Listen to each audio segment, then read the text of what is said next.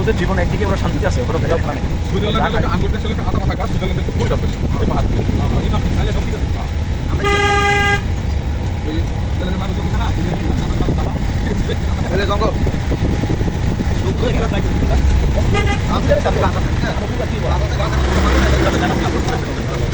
আমার সবচেয়ে এটা কলা গাছ বের হয়েছে, কলা পাই এটা নিয়ে যুদ্ধ আর